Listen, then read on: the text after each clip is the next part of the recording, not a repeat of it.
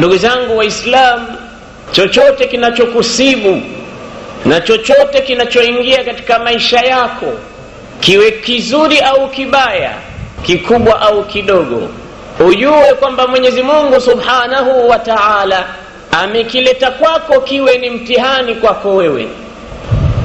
Muislamu anatakikana kuamini hivyo, iwe maisha mazuri au maisha mabaya anavyoyaona, ajue kwamba maisha mazuri hayo ni mtihani kutoka kwa Mwenyezi Mungu. Ajue maisha mabaya hayo anayoyaona yeye vile vile ni mtihani kutoka kwa Mwenyezi Mungu. Alladhi khalaqa al-mauta wal hayata liyabluwakum. Hebu zisome aya hizi, kisha uzisome kwanza kwa kuzizingatia, sio kuzisoma kwa kuzipitia kama vile mtu anavyosoma jarida. Iqra'il Qur'an thumma tadabbari al-Qur'an wasma'i al-Qur'an bi'adhani al-qulubi qabla adhani al-jawarih. Unapoisoma Qur'an na kuizingatia Qur'an na kuifahamu hiyo Qur'ani kwa masikio ya moyo kabla ya masikio ya kawaida, hapo utafahamu Mwenyezi Mungu anakusudia nini. Amma wa idha qara'ta al-Qur'an wa qalbuka 'anil Qur'ani ghafila famathaluka kabasiti kaffayhi ila al-ma'i liyablugha fahu wa ma huwa bibalighi. Ukisoma Qur'ani na moyo umeutia kufuli, ni sawa sawa na mtu mwenye kupeleka mkono wake ili kwa ajili ya kuunwesha mdomo wake maji, lakini mkono ule usifike kwa maji au mdomo wake. Iqra'il Qur'an. Anasema nini Mwenyezi Mungu Subhanahu wa Ta'ala katika suratul Mulk? Alladhi khalaqa al-mauta wal hayata liyabluwakum ayyukum ahsanu amala wa huwa al-azizul ghafur. Mola wenu ni yule ambaye kwamba khalaqa al-mauta, ameumba kifo. Al-mautu makhluq, kifo vile vile kimeumbwa. Wasayuta bil mauti yawm al-qiyamah, siku ya mwisho mauti yataletwa. Ala nahwi kabshin, utadhania mauti yale ni kama mfano wa kondoo aloletwa baina aljannati wa baina an-nar. Yatasimamishwa mauti baina ya moto na pepo. Thumma yudhbahu hadha al-kabsh, kisha kondoo huyu achinjwe. Kuchinjwa kwa kondoo huyu ina maana kumalizika kwa mauti. Watu wa peponi na motoni wataulizwa, mnakiona kiumbe hiki? Watasema naam. Wataambiwa basi haya ndo mauti, tunayamaliza nayo mauti yanakufa vile vile. Faya ahla aljannati khuludun bila maut wa ya ahla an-nari khuludun bila maut. Enyi watu wa motoni mtakaa milele bila ya kufa, hakuna tena kifo. Na nyie watu wa motoni wa peponi kaeni milele bila ya kufa. Kwa hiyo watu waishi bila ya kufa kwa sababu kifo chenyewe kimekufa. Sasa baada ya kufa kifo tena hakuna kifo. Kwa hiyo alladhi khalaqa al-mauta, Mola wenu ambaye amekiumba kifo, wal hayat, na ameumba uhai. Limadha khalaqa al-mauta wal hayat? Kwa sababu gani Mwenyezi Mungu kaumba kifo na uhai? Anaeleza sababu ya kuumba vitu viwili hivi. Liyabluwakum, ameviumba vitu viwili hivi ili akupeni mtihani, ili apate kufanya ikhtibar, ili apate kukuonjeni nyie, aangalie katika kuumba kwake kifo na mauti na uhai mtafanya nini nyinyi. Kwa hiyo tunaona kama sababu kuu Mwenyezi Mungu kuumba kifo na uhai ni kwa sababu ya kumimina mtihani kwa watu watakaoishi baadaye kufa. Kwa hiyo wataishi watakavyoishi, wajue kwamba wanaishi katika mtihani, na siku ya kufa kwao vile vile wajue kwamba wamefika katika mtihani. Khalaqal mauta wal hayata liyabluwakum, ameumba kifo na uhai apate kukupeni mtihani waja wake. Mtihani wenyewe unazungukia wapi? Ayyukum ahsanu amalan aw ayyukum aktharu malan, ayyukum ahsanu sura, ayyukum ahsanu malan. Nani alikuwa na kipato kizuri au kipato kingi au mzuri wa sura au mwenye maguvu mengi au mwenye watoto wengi au wake wengi au dunia kaikusanya vipi? La, ayyukum ahsanu amala, nani atafanya kazi nzuri, nani ibada yake ataipamba, nani atakayetumika kwa Mwenyezi Mungu akawa ni mukhlisu lillahi fil ibada. Wama umiru illa liya'budu Allaha mukhlisina lahu ad-din, na hatukuamrishwa chochote kingine ila tumwabudu Mwenyezi Mungu kwa kuitakasa nyoyo zetu, tuitakasie dini yake yeye tu. Hunafa wa yuqimu as-salah wa yu'tu az-zakah wa dhalika dinul qayyimah. Kwa hiyo tumekuja katika ardhi kwa ajili ya kufanya mtihani, na wallahi mtihani una matokeo yake. Wallahi mtihani una rahiba, una haiba, una utisho. Mtihani una natija zake Waislamu. Mfano mdogo ni kule skuli au madrasa, mtoto akapewa mwezi mmoja, akaambiwa fanya revision katika masomo yako, mbele yako kuna mtihani. Mwanafunzi yule akaamua la kuamua kama atafanya au hatofanya, lakini siku ya pepa itakapogawanywa mbele yake, utaona jasho linamtoka, karatasi imeroa, utafikiria imemwagiwa maji ya mvua, kwa sababu ya haibatul imtihan. Wa inda al-imtihani yukramu al-mar'u au yuhan, na wakati wa mtihani mtu upanda au ushuka daraja. Leo wale walokuwa wakilala usiku hawataki kufanya revision, wana kikuta cha kukikuta. Wale walokaa wakapitia masomo yao, kila wanapoona masuala hawajui wajibu lipi kwa wepesi wa maswali yale. Anapotoka katika mtihani anakuambia mwalimu, congratulations, mtihani wako ulikuwa safi sana. Wengine wanatoka na saga meno, wasema hukutusomesha ile issue, mbona ulikuwa mgumu mtihani, wakati masomo yote na watu wote ni sawa, wameingia katika mtihani mmoja.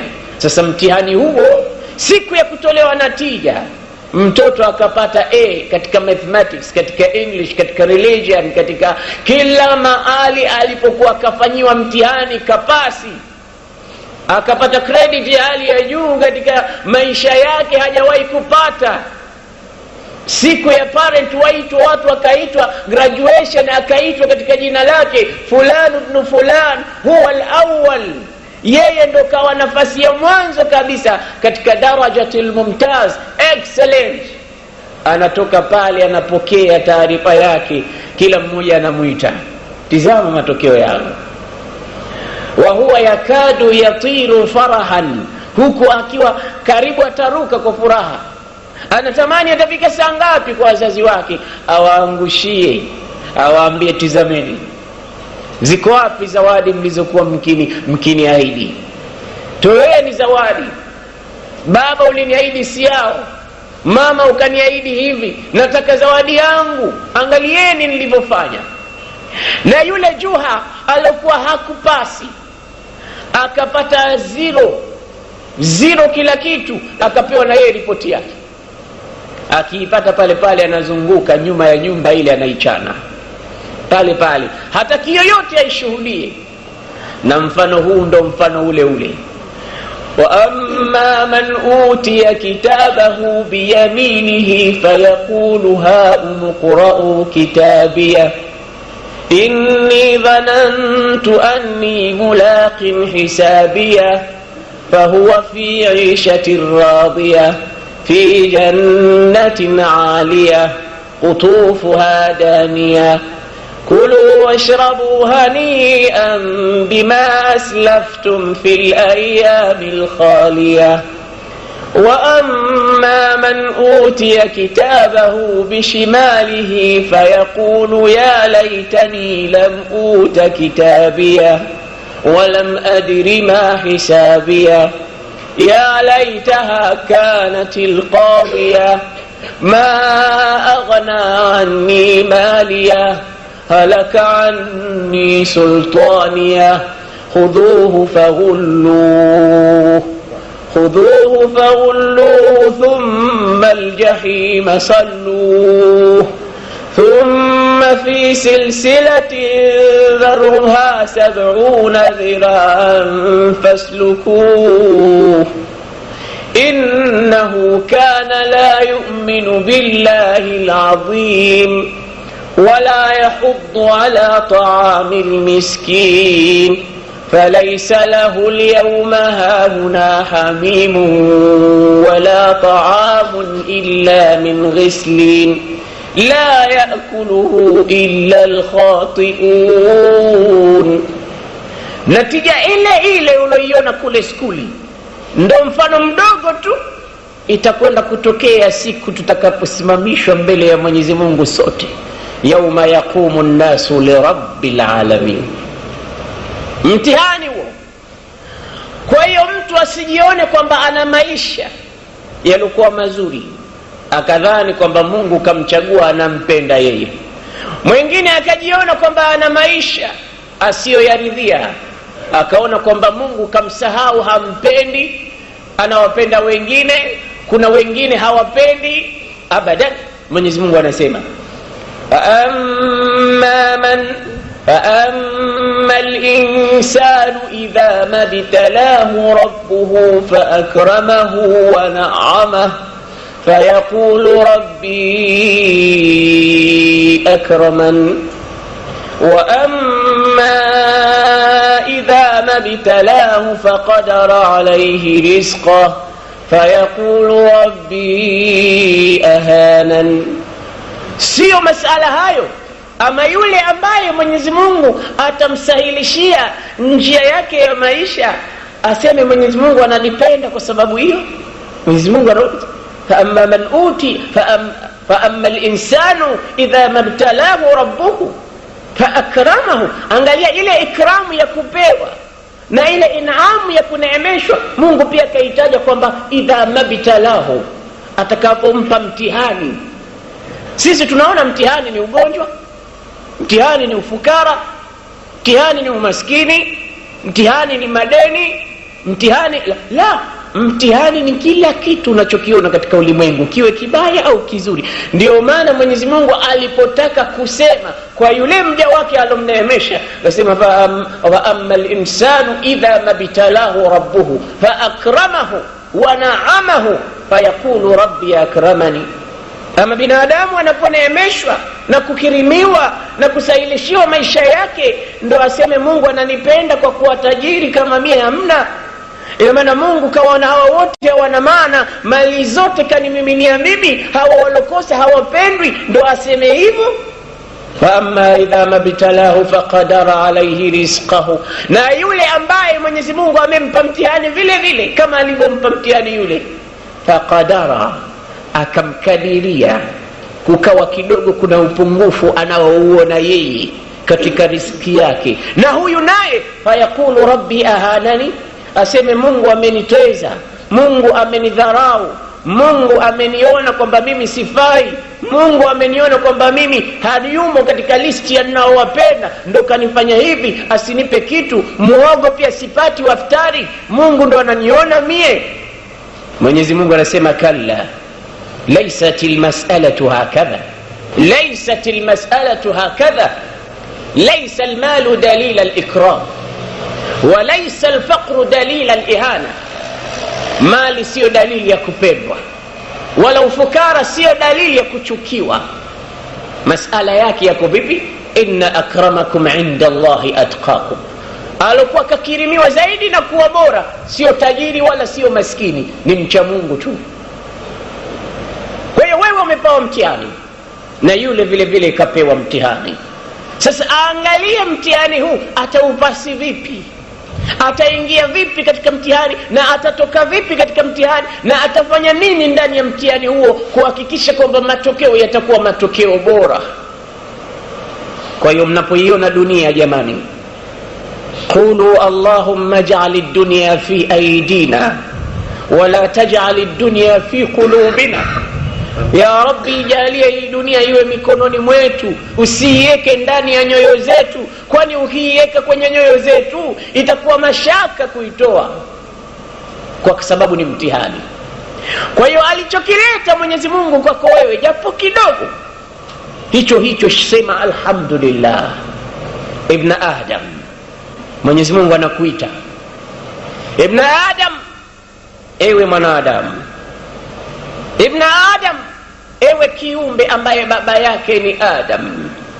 Illam tarida bima qasamtuhu laka, kama hukuridhika na kile nitakachokugawia mimi, fabi'izzati wa jalali, na apa na nguvu zangu zote na utukufu wangu wote. Allah anaapa na nguvu zake, na nguvu za Mungu tunazijua Waislamu, na utukufu wake Mwenyezi Mungu tunaujua. Leo anauapia huo kwa sababu gani? Kwa yule ambaye anamwambia illam tarda bima qasamtuhu laka, kama hukuridhika na kile nilichokugawia mimi, fa bi'izzati wa jalali, na apa kwa utukufu wangu na utisho wangu na nguvu zangu zote, la usallitanna alayka ad-dunya, nitakusalitishia nikuwekee katika sura yako, iwe unaona ulimwengu tuna dunia, iwe ni dunia na wewe, wewe na dunia, usiku mchana, mchana usiku, kulia kushoto, kushoto kulia, juu chini, chini juu, ndani nje, nje ndani,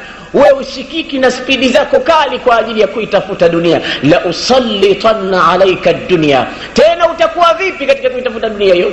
Tarkudu fiha rakba alwahshi fil barriya, utapiga mbizi ukiamka, ukianguka, ukinyanyuka, kama vile mbwa mwitu au vile mnyama porini anavyohangaika kutafuta. La yanaluka fiha illa ma katabtuhu laka wala ubali, na mbio zako zote hizo hakuna chochote utakachokipata isipokuwa kile kile nilichokufaradhia mimi kwamba ukipate, hicho ndicho utakachokipata, na wala sijali mimi. Kidogo kikubwa mtihani.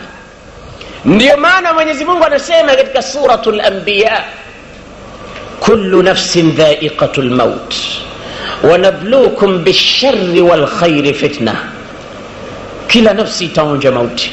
Tena tunakupeni mtihani nyinyi bisharri, kwa kilichokuwa cha shari, wa bil khairi, na kilichokuwa cha khairi.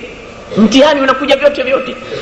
Unataka kuoneshwa kwamba mtihani ni kile kilichokuwa kizuri na mtihani ni kile kilichokuwa kibaya. Wallahi alazim, kama Muislamu anayesoma haya kwa akili, hawezi kabisa kutamani neema ya mwenzake akajiona kwamba yeye Mungu kamsahau au Mungu hampendi. Lazima atakuwa kapata mafundisho yanayomuelewesha kwamba wapi anaelekea. Mtu alopata neema ya Mwenyezi Mungu na asishukurie. Ndio maana sahaba Abdullah tuliyomtaja jana, Rabi'a ibn Ka'b radhiyallahu anhu, Bwana Mtume sallallahu alayhi wasallama alipokutana na sahaba huyu akamwambia, omba nikupe unachokitaka.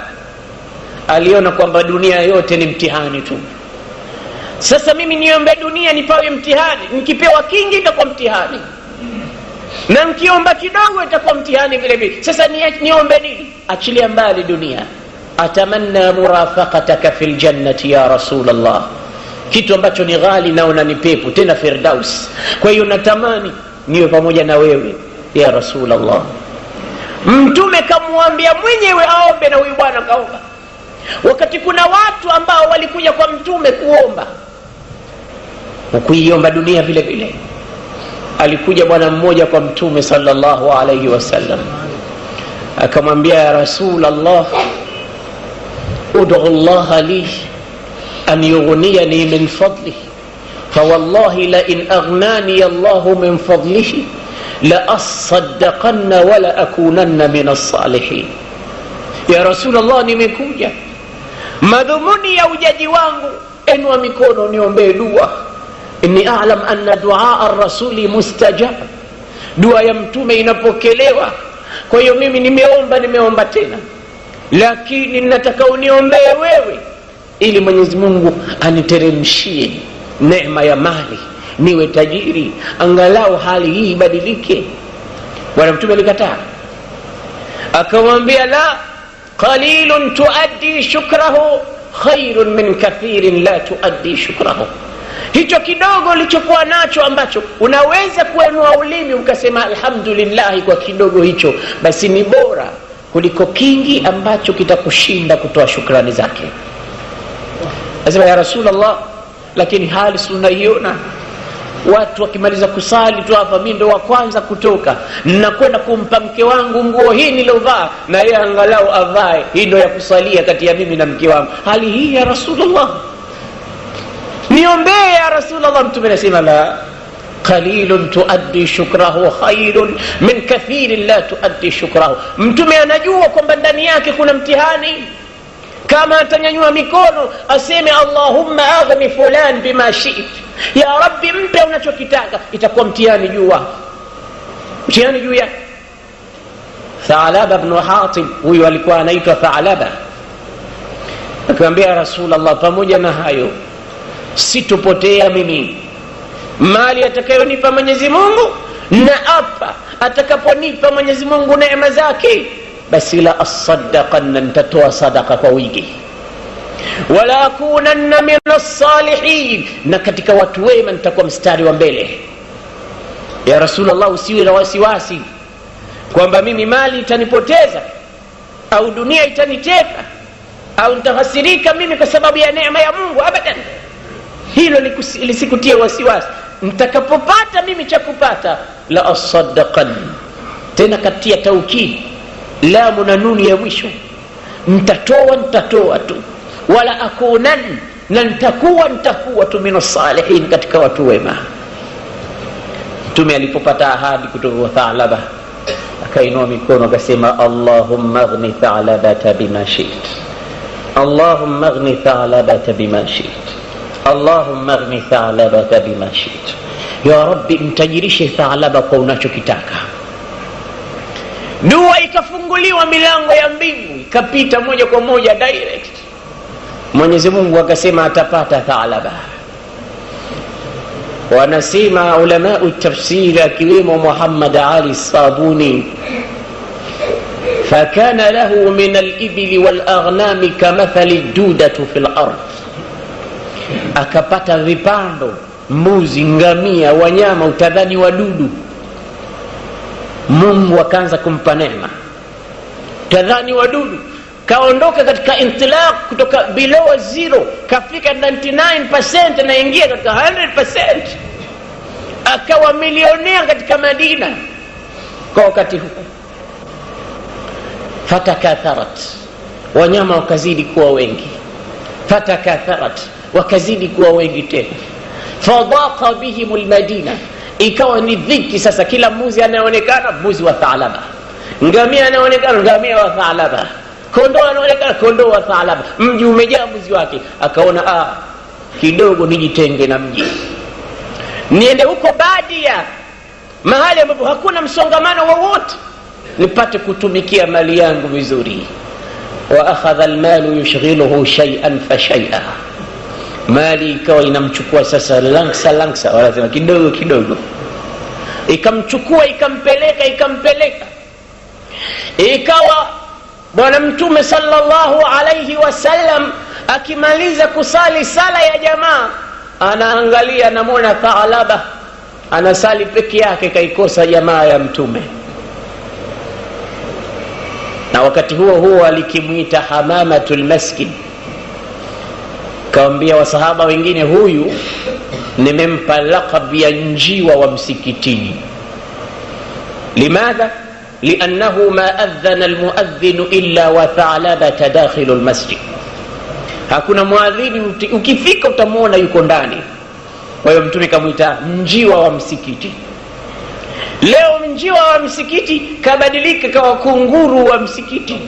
Kaondoka, mali imemchukua, jamaa ya Mtume kaikosa, na watu walikisaga meno wakikosa jamaa ya Bwana Mtume sallallahu alaihi wasallam. Lakini yeye hana chochote miongoni mwa uchungu. Ikawa anakosa salatul fajri fi jamaa, kwa sababu salatul fajri ndo kwanza anaamka, anakamua maziwa wanyama wake ili akapate kuuza. Huku Mtume sallallahu alaihi wasallam sala inanadiwa, na kila mtu akisema as-salatu khairun minan nawm, yeye anasema al-malu khairun min as-salah, mali yangu ni bora kuliko sala. Anakamua mbuzi wake, mbuzi wanamshughulisha, ngamia wanamshughulisha. Salatul fajri kaikosa tamaman, salatu dhuhri nayo kaipiga chavu tamaman, salatul asri vile vile, salatul maghrib, salatul atama. Fakana la yahdhuru as-salata illa jum'ah hatta jum'ah, ikawa hasali Thalaba mpaka siku ya Ijumaa. Tena akija katika ile msikiti, vile viguzo vya msikiti anajificha mtume asimuone. Ila hadha alhaddi yaf'alu almal. Ina maana mali inafanya hivi, ndugu zangu Waislamu, inamsahaulisha mtu na kipenzi chake. Sahaba wa mtume anabadilika ghafla kwa sababu ya dirham na dinar. Dirham na dinar. Inna ilahakum tahta qadamayya mawdu, Mungu wenu yuko chini ya miguu yangu. Wengine waliwanadia, kumbe pesa ziko chini ya miguu yao. Waislamu Thalaba ikawa anakuja Ijumaa mpaka Ijumaa kusali nyuma ya mtume, na hiyo sala ya Ijumaa vile vile akaikosa. Ikawa haji tena katika kuhudhuria jalsa na bwana mtume sallallahu alaihi wasallam. Nyumbani huko kila kitu chake anafanya huko. Baada ya muda mchache mtume akauliza, aina hamamatul masjid, yuko wapi njiwa wa msikiti, yuko wapi? Sahaba wakamwambia mtume bilisani alhal, kwa ulimi wa hali tu, laqad tara hamamatul masjid ya Rasulullah, njiwa wa msikiti sharuka. Bwana mtume sallallahu alaihi wasallam akateremshiwa aya za Qur'an zinasema, khudh min amwalihim sadaqatan tutahhiruhum wa tuzakkihim biha wa salli alayhim inna salataka sakanun lahum wallahu samiun alim. Thalaba ibn Hatib alikuwa mmoja katika matajiri, kwa hiyo aya za zaka ikabidi zimuinclude awe ndani. Bwana mtume alipoteremshiwa aya ya kukusanya zaka akawatuma sahaba zake kwamba nendeni mwambieni Thalaba atoe haqu maalum lisaili wal mahrum. Mtume akatuma wajumbe wake. Wajumbe walipofika wakamwambia Thalaba, sabu katika mali yako yote, baadaye tumekupa mikiasi fulani katika kila ngamia fulani, utatoa fulani sadaqa. Akauliza, nani alokutumeni? Kamwambia Rasulullah. Akasema, idhhabu wa qulu li sahibikum, rudini nendeni mkamwambie sahibu yenu huyo alokutumeni. Yule mmoja wao akamkata kauli, akamwambia, madha taqul? Taqulu li sahibikum, mkamwambie sahibu yenu, afala tarahu laka sahiba, ina maana wewe si sahibu yako? Umethubutu kusema hivi wewe? Hajamaliza maneno lile neno tu la sahibikum, umethubutu kusema hivi wewe? Thalaba anambia, qulu li sahibikum annahu laysa ala almu'mini walmuslimi jizyatun, muislamu hafai kutoa jizya. mimi muislamu eti wala ara zakata illa ukhtun liljizya, na hii zaka si ni dada tu wa jizya, sawa sawa na jizya, kodi kutoa. mimi muislamu sitoi kodi bwana, mwambieni hakuna zaka kwangu. Wakaondoka wakienda wakampa habari. Hivi ndivyo walivyotujibu hamamatul masjid ya Rasulullah. Bwana mtume akasema, ya wailu Thalaba, ole wake Thalaba, ya wailu Thalaba, ole wake Thalaba, ya waila Thalaba, ole wake Thalaba. Jibril akamshukia mtume sallallahu alaihi wasallam, ومنهم من عاهد الله لئن آتانا الله من فضله لنصدقن ولنكونن من الصالحين. Na miongoni mwa hao wanafiki wapo walomwaahidi Mwenyezi Mungu, wakasema, لئن آتانا الله لئن آتانا من فضله, kama atatupa Mwenyezi Mungu katika fadla zake, mali zake, akatumiminia neema, lanasaddaqanna wa lanakunanna minas salihin. falamma atahum min fadlihi bakhilu bih, Mwenyezi Mungu alipowapa watu hao fadla zake akawagawia kidogo mbuzi na ngamia na hivi na hivi, bakhilu bih, wakazifanyia ubakhili. Watawallau, na wakapa mgongo mafundisho ya mtume. Wahum mu'ridun, hali wanakuwa na kibri kabisa. Nini natija yao? faaqabahum nifaqan fi qulubihim ila yawmi yalqawna, Mwenyezi Mungu akapiga muhuri wa unafiki katika nyoyo zao mpaka siku watakapokutana na Mwenyezi Mungu. Aqabahum nifaqan, kawafuatizia unafiki. Aqabahum fi qulubihim, katika nyoyo zao, nifaqan, unafiki mkubwa, mpaka siku watakapokutana na Mola wao awalipe yale matendo yao.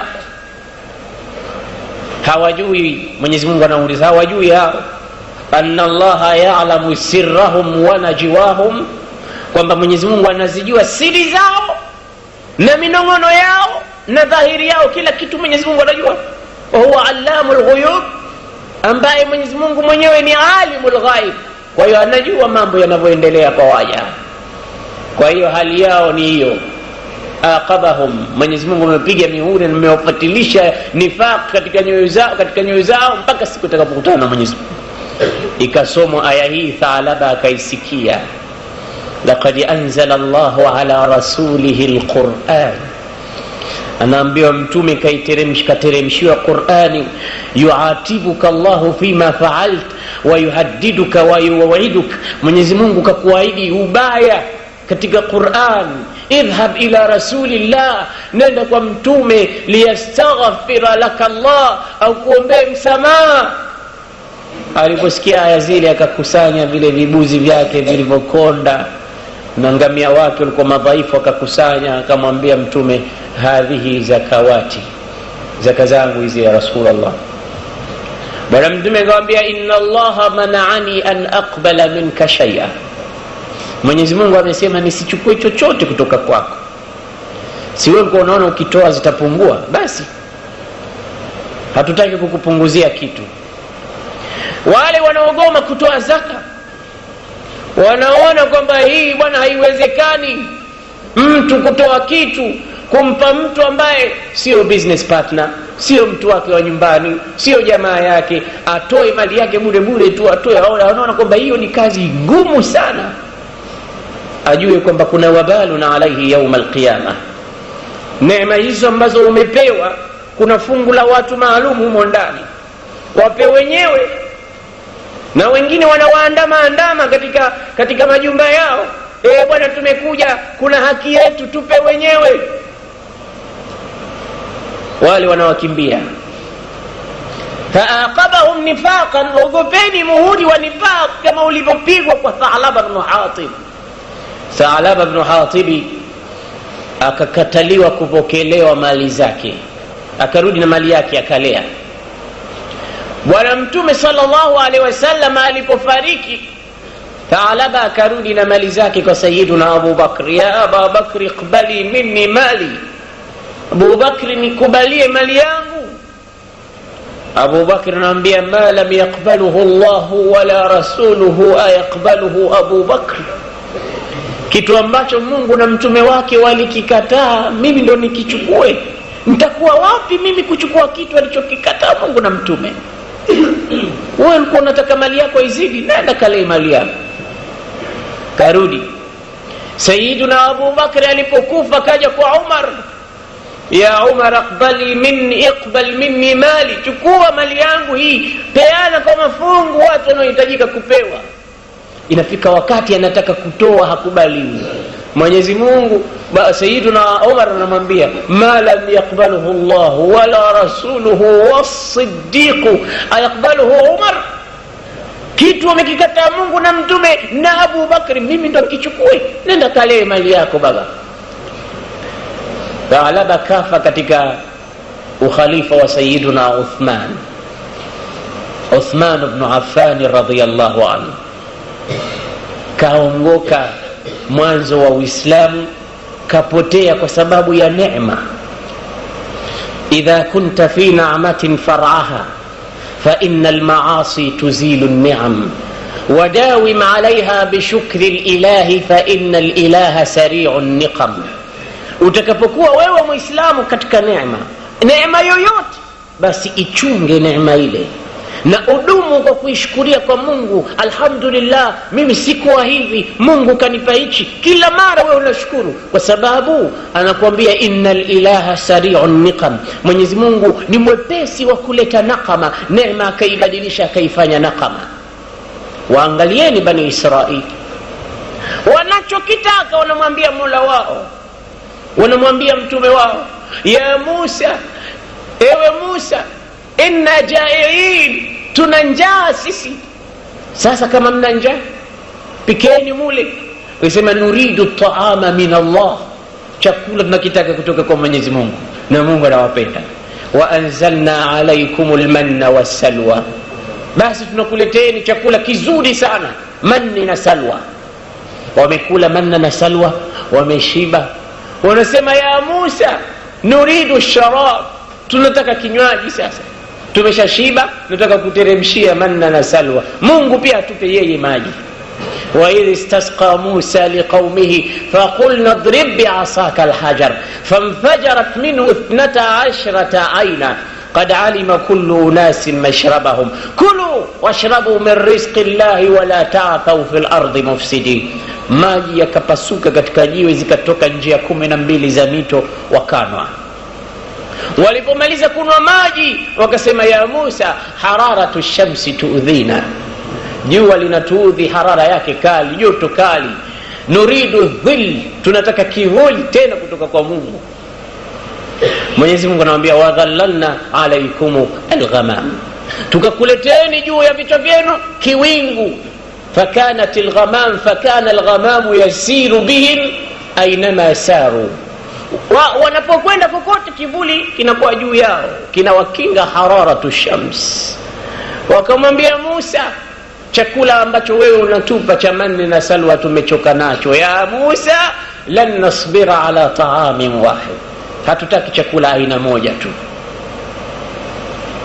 Basi mwambie Mola wako atuletee chakula kingine tena. Yukhrij lana mimma tunbitu al-ard min baquliha wa qithaiha wa fumiha wa adasiha wa basaliha. Qala atastabdiluna alladhi huwa adna billadhi huwa khair. Ina maana nyie mnabadilisha kilichokuwa bora, mnataka kuleta duni. Mungu anakuleteni manni na salwa, nyie mnataka vitu vingine, mnataka matango, unataka maduriani, vitu duni duni. Mwenyezi Mungu akuleteni kitu kizuri. Vipi nyie watu? Wasema tunataka hicho hicho. Neema hizi zote wamepata. Tena wakimwomba Musa kitu chochote wanapewa. Allah subhanahu wa ta'ala, siku Bani Israili walipokuja na Musa, wakamwambia Musa, tunataka kwenda na wewe.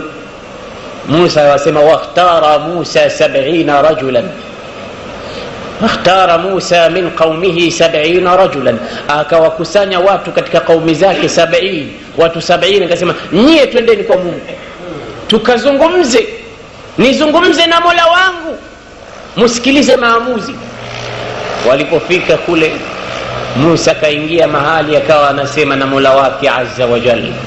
Baada ya kumaliza tu amerudi anasema, Mola akasema hivi hivi hivi hivi hivi. Wanasema la, hatuwezi kukuamini, mbona sisi hatukumuona huyo Mungu, tuchukue na sisi. Vipi nyinyi hamwezi kumuona Mungu? Mimi mwenyewe siwezi kumuona, niliomba nimuone sikufaulu, hamtomuona.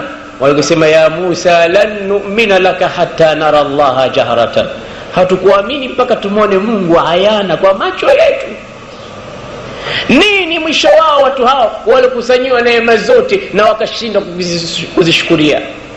Qirada, khanazir, wakabadilishwa wakawa nyani na nguruwe, wakapata laana katika ulimwengu mpaka siku ya kiyama.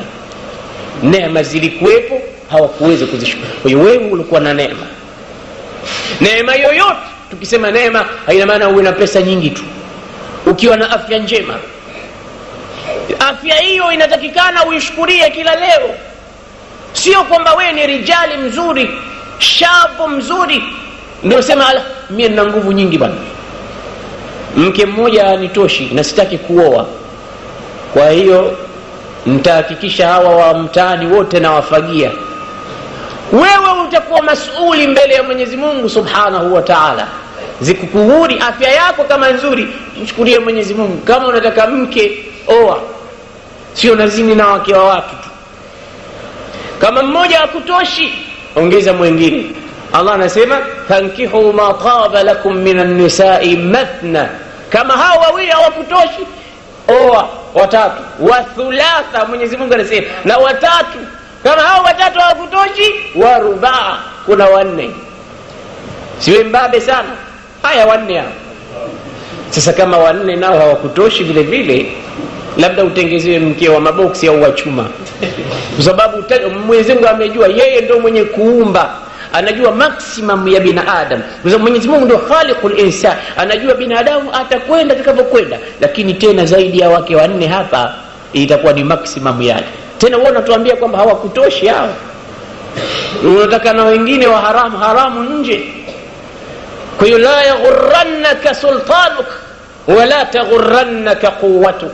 Nguvu zako zisikupoteze bure, wala usipotezwe na neema yako ulopewa, iwe nguvu, iwe mali, iwe ilmu, iwe cheo, iwe chochote ambacho unakiona kwamba ni neema, umepewa kama mtihani. Mnataka kuangaliwa ayyukum ahsanu amala. Sayyiduna Rabi' ibn al-Ka'b al-Aslami radhiyallahu anhu akakutana na bwana Mtume sallallahu alayhi wasallam siku nyingine, akamwambia ya abidallah ya Rabi'a, ewe Rabi'a, lima la tatazawaj, mbona uowi? Na hili swali tunawauliza vijana kila siku, mbona hamuowi? Ndio swali alikuwa akiuliza Mtume kwa sahaba zake. Jibu lao kubwa atasema, bwana sina uwezo mie, mahari kwanza sina, na huyo mke nitamweka wapi? Huyo anayetuambia hivyo sasa hivi keshaeka, kuna pesa maalum keshamwekea darling wake kwa ajili ya sikukuu. Hizo sijui kazipata wapi. Anampa ili akate vitambara kwa ajili ya nguo za siku ya Idi, wakapate kuzini vizuri, keshampangia. Hizo anazo, lakini za kuolea hana huyo. Haya, mie bwana nyumba sina. Siku hiyo anatoka hapa anatafuta ile guest ile kwa ghali, kulikuwa na AC ndani, utakuta huko usiku mzima yeye tu wako pamoja pale. Kamweka pale katika guest na anamlipia. Nyumba ndo hana. Shababul muslimin, vijana wa Kiislamu, ole wenu. Kama uwezi kuoa basi usizini. Tusikuone vichochoroni na watoto wa watu unawapapasa huku na huku. Si huna uwezo wewe? Subiri basi upate uwezo. Mbona uwezo huna? Na huku mara tunasikia umemtia mimba huyu, tunasikia kwamba huyu umemkamata huku, tunasikia kwamba huyu umempa hiki. Hizi unapata wapi? Ya Rabi'a, lima la tatazawaj, ewe Rabi'a, mbona hutaki kuoa? Kaambia Rasulullah, laysa ladayya ma umhiru zawjati, sina cha kutoa katika mahari mimi ya Rasulullah. Huyu alikuwa mkweli, kwa sababu wenyewe walikuwa kikaa boarding, walikuwa kikaa katika mahali panaitwa Sufa.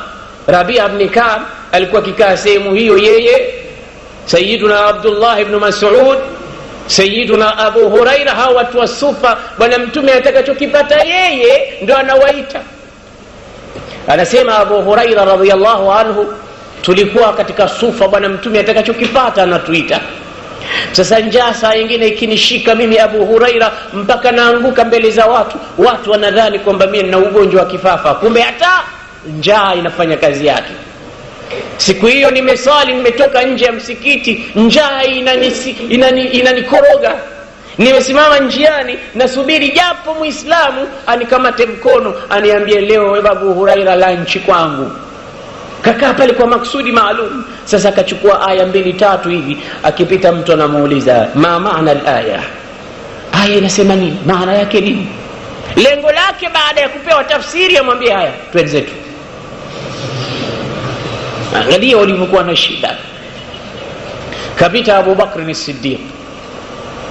Abu Bakri alipopita akamuuliza, hivi vipi Siddiq? Kaambia hapa Abu Huraira kadha. Ala, kumbe ndio hivyo. Uwezo ujui hapa ndio hivi, ukumbuki huyo Abubakar anakwenda zake, Abu Huraira anamsindikiza na macho, huyo anakwenda. Anapita Umar al-Khattab, Umar anamwona Abu Huraira, ya Faruq ma maana al-aya hivi Faruq. Kisha baadaye Faruq anamwambia walaisa indana shay'un fil bait, lakini nyumbani leo hakuna kitu.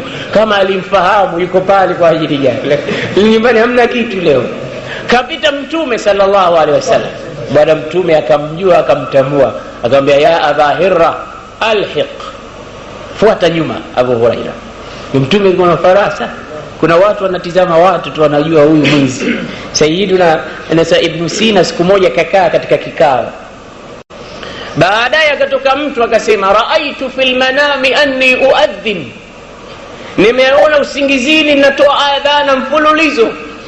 Ibn Sina akamwambia anta satahujju albayta hadha al'am, maana ndoto yako wewe mwaka huu utakwenda hija.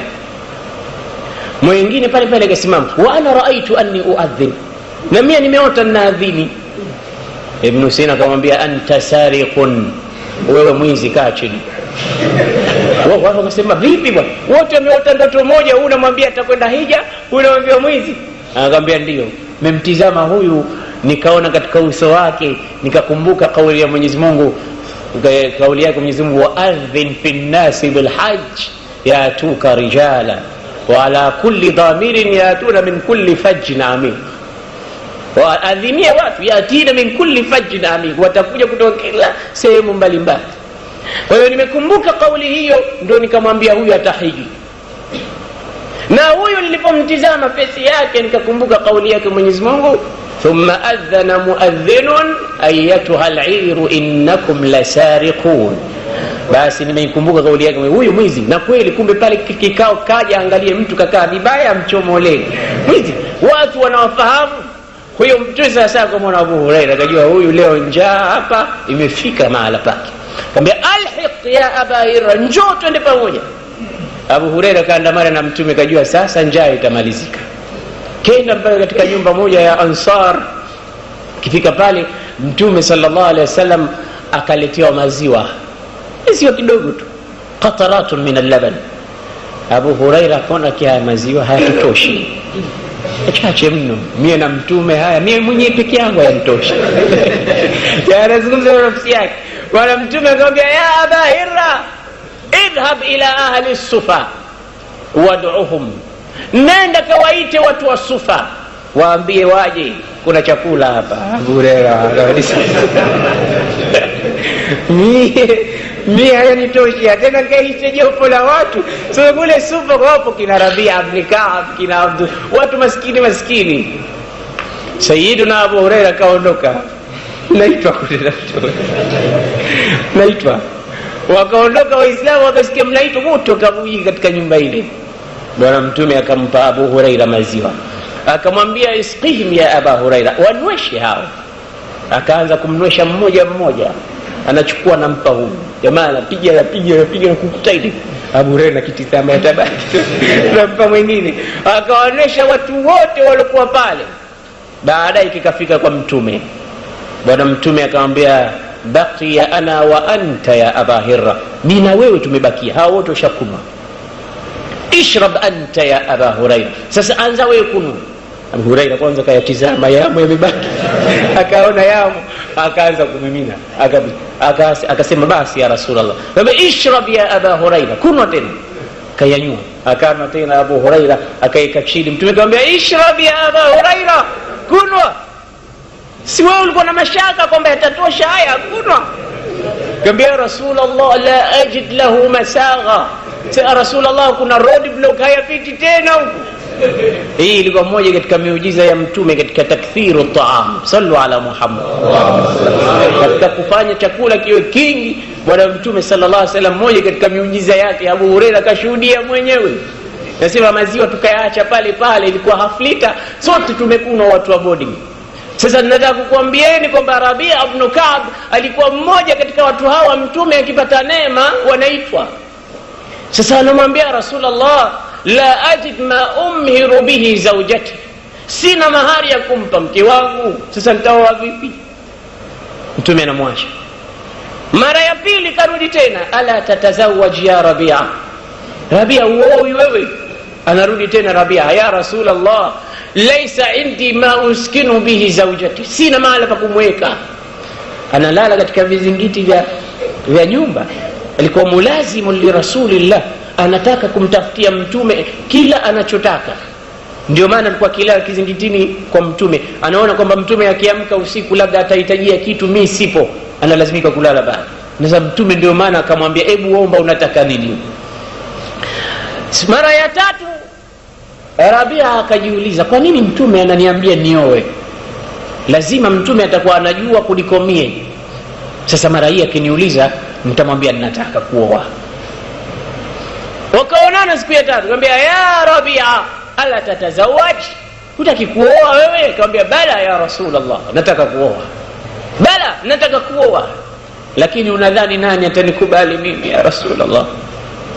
Mimi sina mbele sina nyuma, na kama huna kitu ndo hivyo hivyo.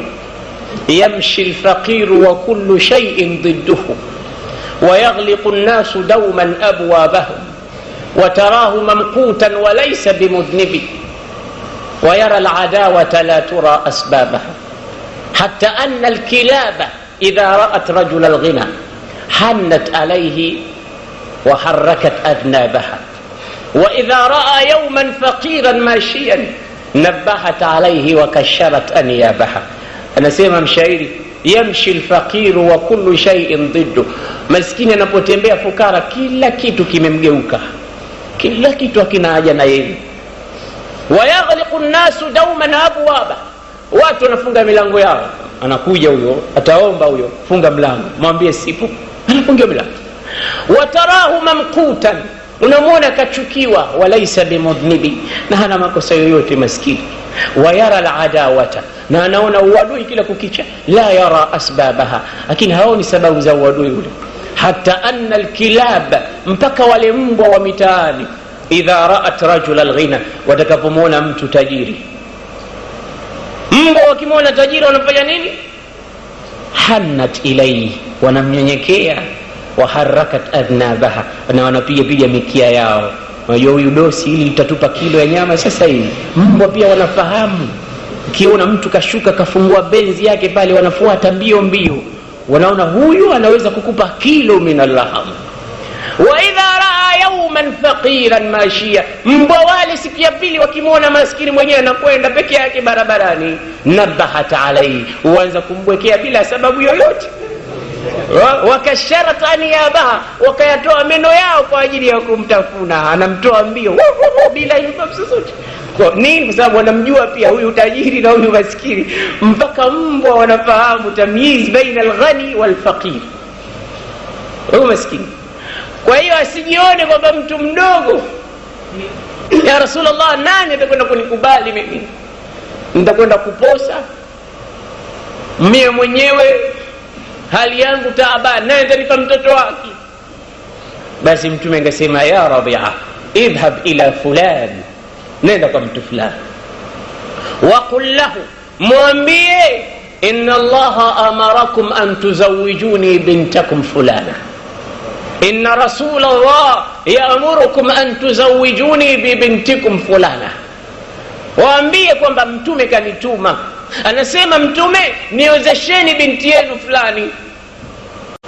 Akaondoka Rabia mpaka katika nyumba hiyo, akafika akasema, ana rasulu rasulillah, mimi ni mjumbe wa mtume sallallahu alaihi wasallam, yaamurukum ar-rasul an tuzawijuni bibintikum fulana. Mtume anasema mniozeshe binti yenu. Wala kusema marhaban bi rasuli rasulillah, karibu mjumbe wa mtume sallallahu alaihi wasallam. Inna rasula rasulillah lan yauda ila rasulillah biduni hajati, mjumbe wa mtume hawezi kurudi kwa mtume bila ya kupata haja yake alikuwa anataka. Tayari tumekubali. Akarudi kwa mtume akasema, khairun ya Rasulullah, nimekubaliwa. Bwana mtume akamwambia, sasa tayari anza process za zawaji. Akasema, aina al-mahr ya Rasulullah, mahari yako wapi? Akaambia sahaba mmoja anaitwa Buraida, ya Buraida, if'al shay'an, Buraida, angalia kitu chochote huyu aoe apate mahari. Tizama wazni ya nawati dhahaban, mfano wa tende tu, iwe kitu kidogo tu, mpe huyu apeleke mahari. Akapewa, akapeleka kwa mke wake kule. Wale walipokiona kitu kidogo tu wakasema alhamdulillah innahu tayyibun wa kathir, hiki ni kitu kikubwa na ni kizuri japo kidogo, kwa sababu ni mjumbe wa Mtume sallallahu alaihi wasallam. Pale pale akamwambia sawa. Karudi kwa Mtume, nimekubaliwa ya Rasulullah, mahari yamepokelewa. Akasema bima aulim, nitalisha nini katika karamu ya Rasulullah? Kwa sababu wewe unasema aulim walau bisha, lisha karamu katika ndoa yako japo kwa mbuzi. Sasa sina cha kulishia, nitafanya nini? Akamuita tena Buraida.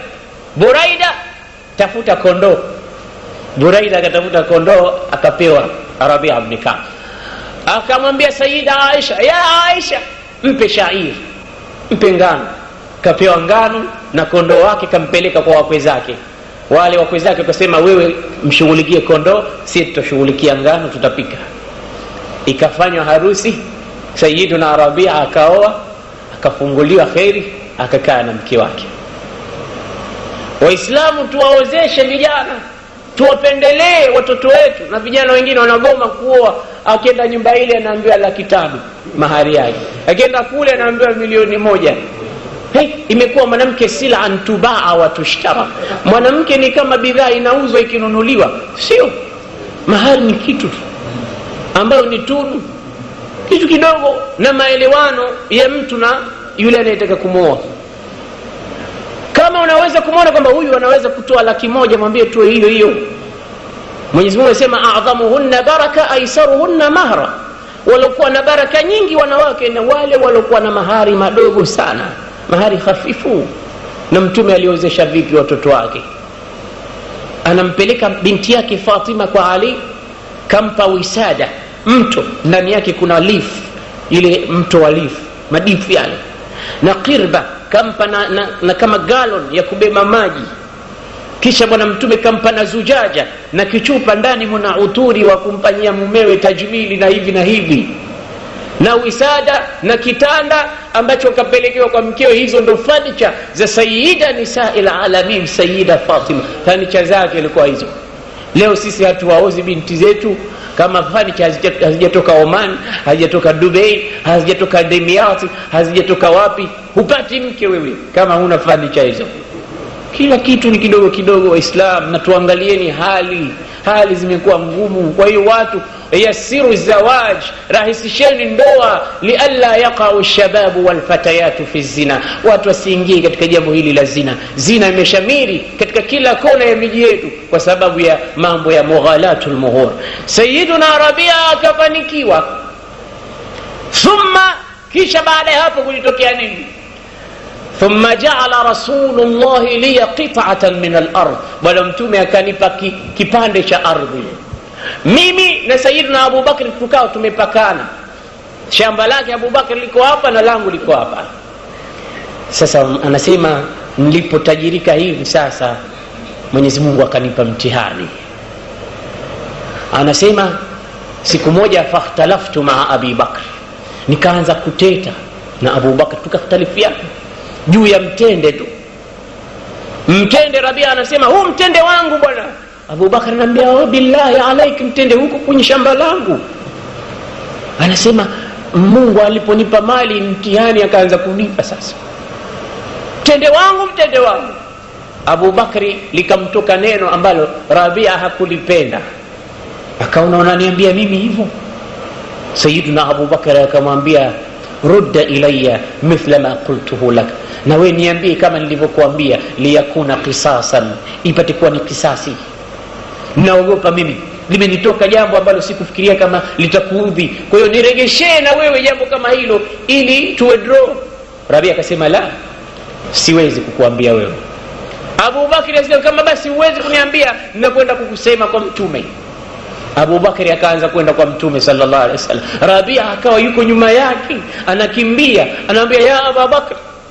Kabila la Rabia Aslami, Wanaokuja nyuma nao wanamwambia, vipi wewe, huyo yeye ndo kakutukana, alafu yeye ndo anakwenda kwa mtume mbele mbele, muachie. Yule anamwambia, la irji'u, iburudini. Asije akasikia Abubakar.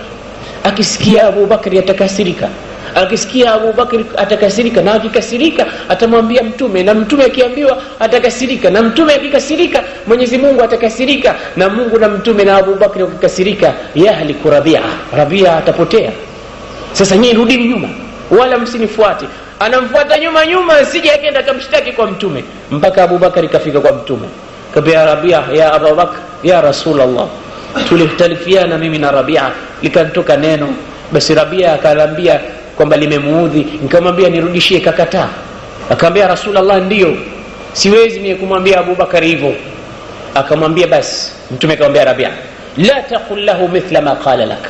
Wewe Rabia, usimrudishie Abubakar neno alokuambia, bal qul, lakini sema yaghfirullahu laka ya Abubakar, Mungu atakusamehe ewe Abubakar. Rabia akamwambia yaghfirullahu laka ya Abubakar, Mungu atakusamehe ewe Abubakar. Asema faraaitu Abubakar wa ainaihi tafidu min ad-dama, nikamwona Abubakar analia, anamwambia Rabia, jazakallahu anni khairan, Mungu akubariki, akupe khairi nyingi sana.